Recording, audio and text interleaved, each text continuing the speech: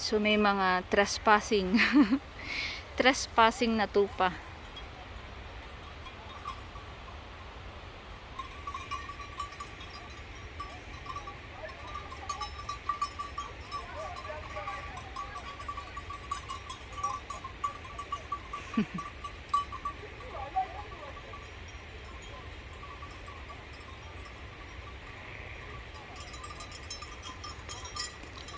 Ang mga tupa, ano yan, nangingilala. So meron silang, alam nila kung sino yung amo nila. Kaya pag lalapit ako doon, matatakot sila sa akin. Mas lalo silang hindi lalapit doon sa bakod. Kaya dito lang ako.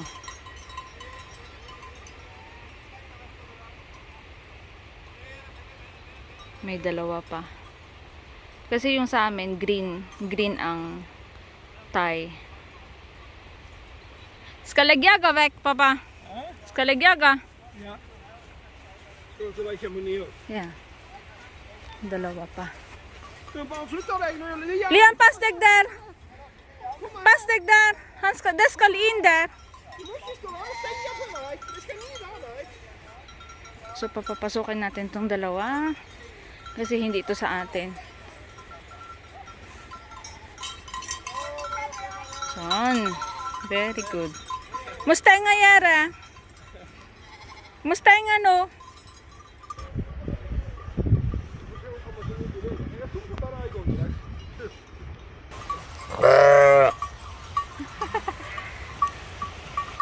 Sunod din sila. Oh. Hindi sa amin yan. Hindi sa amin natupa yan. Sunod-sunod sila. Kala siguro nila may pagkain kaming dala.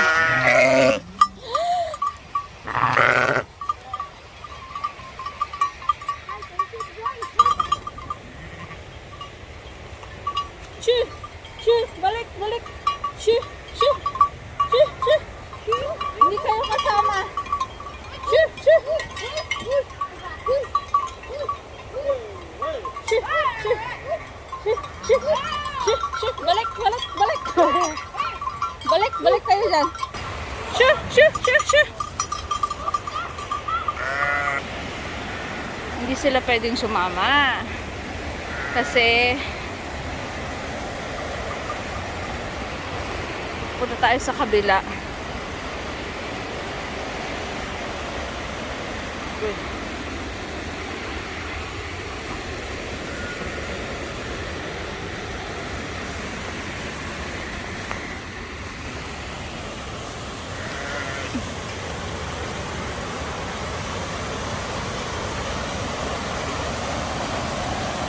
Sumusunod pa rin.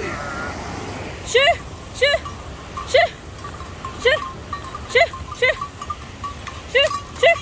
Shoo! Balik kayo. Shoo! Shoo! Shoo! Shoo! Shoo! Shoo! Shoo! Shoo! Shoo! Shoo! Shoo! Shoo!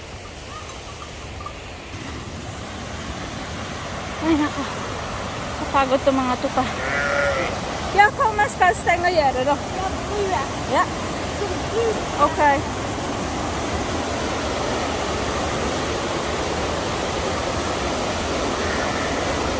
Nej, må skynda oss då.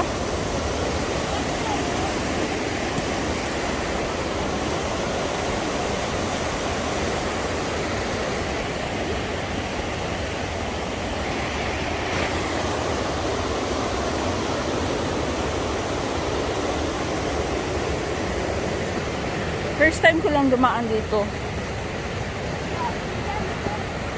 Mas hindi siya matarik kesa dun sa shortcut. Hindi na sila nakasunod kasi may bakod na. Oh. Okay, we're free! Lakad tayo ulit.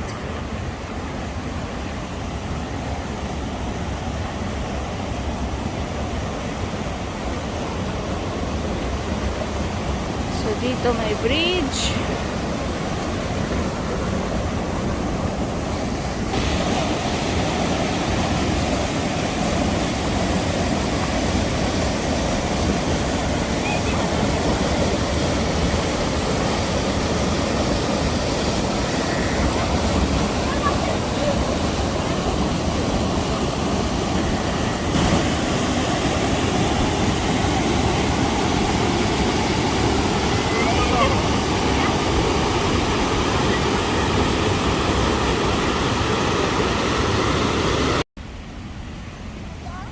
Bisitahin natin yung power plant.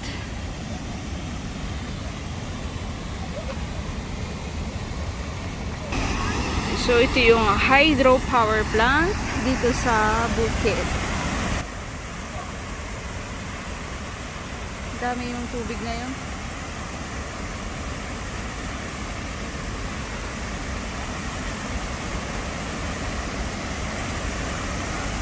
So ito po yung dam.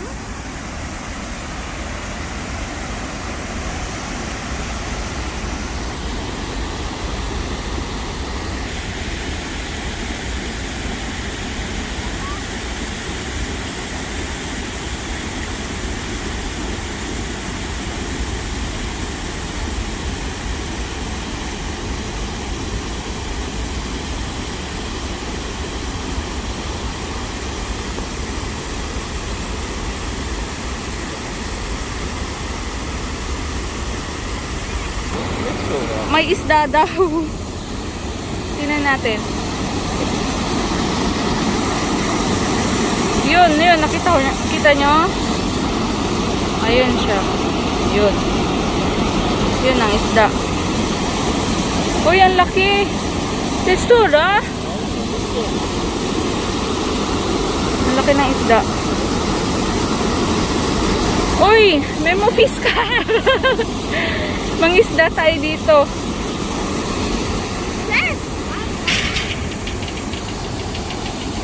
May isda sa dam.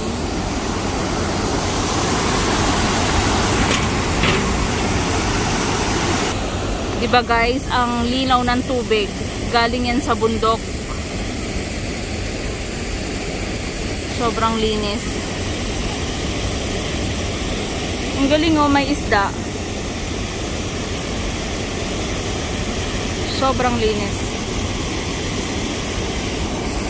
So, hindi siya, syempre, kahit malinis, hindi siya allowed mag-swimming dyan. Kasi delikado.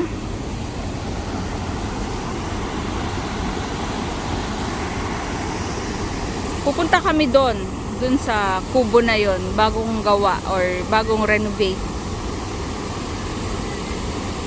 Ang ganda.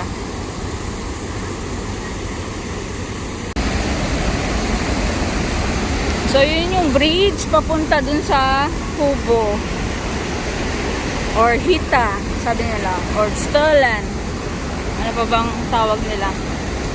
Pero sa atin, kubo. Oy. Nakakatakot. Wait. So, nakapack mo naman yan. Oh my God. See.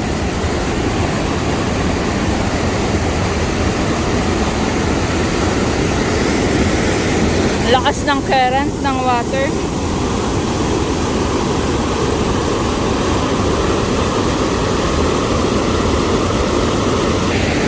Okay. Let's go.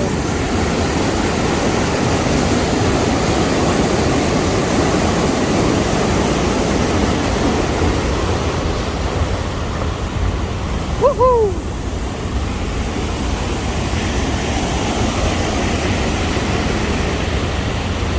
Akyat naman. Agoy. Sarap sana maligo, oh, kaso it's not allowed. Tadaan.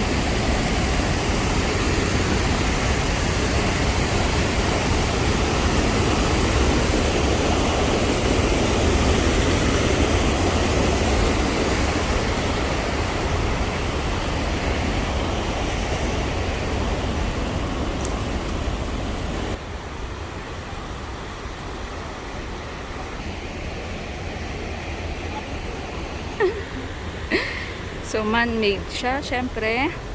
Tignan nyo guys yung pagkakagawa. Napaka-clever. Diba? Diba? Oh. Napaka-clever. Hindi sila gumamit dito ng pako para ma-build. Meron silang technique. Hi!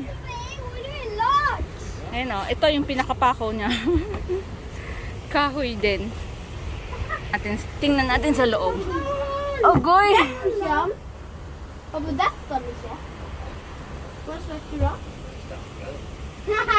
So, may oven. Wala bang... Ingens lang här? Nej. Wala ba ditong ahas? Mys över här. So, meron siyang... Är det säng där uppe? Ja. Oh, so may one bed. Tapos pa, bed din. Ja, du kan... Tre! Nu det går hon. Tre säng, ha? Tatlong bed. Nippa. Beds. Nipa hut, but it's made of Nu är det liksom. Alltså Wood. ligger det sån. Lipsen. Alltså det går pine tree, sant papa? Pine tree. Do you use pine tree? Made of pine tree. långt ner. Det är rätt bra. Okay na rin. Cute siya. Wow. Så liksom, ja. Tapos ito lang yung pinto niya. Rolig. Sobrang liit. O, diba? Ang ganda ng view. Men pappa, kunde du ta ner? So, maliit lang daw yung pinto para syempre pag halimbawa winter, tapos may matutulog dito, hindi masyadong malamig o hindi lalabas yung init galing dito sa oven. O, diba? So, maliit lang yung pinto. Hi! Yes. So, ito yung ginagamit na pahingahan nung mga halimbawa ano ba tawag doon? Mountain hiking. Yan. So, ito yung pinakapahingahan nila. Anybody can sleep here. Basta, ano lang, aayusin nila, hindi makalat. Ganon. Allowed naman lahat. Siyempre, pangit yung magtatapon ka ng basura. Ang ganda. So, may trivia tong ano na to, cabin na to. Cabin ba matatawag to? So, maliit kasi siya. Pero yung parang Stellen. I-google ko yan. So, tinanong ko siya. Ito, trivia lang. Hindi pala siya cabin kasi sobrang liit niya compare sa cabin. Ano daw siya dati? Storage daw siya ng grass dati nung unang panahon. Pero ngayon, since wala na, 'di ba? Hindi na nag-i-stack ng grass dito. Ano na siya? Pahingahan na lang, ganun. Ganun na siya. Tapos tinanong ko kung gaano na to katanda itong mini house na to. More than 100 years daw, sabi niya. Pero ni-renovate na yung iba para lang mag-last longer pa. So yan. More than 100 years na tong kahoy na to siguro.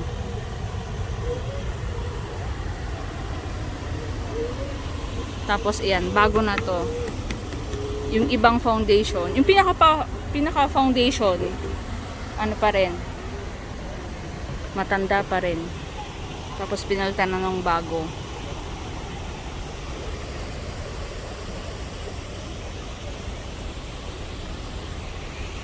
Kasi nasa ano na yan, nasa history na ng bukid na to or ng lugar na to.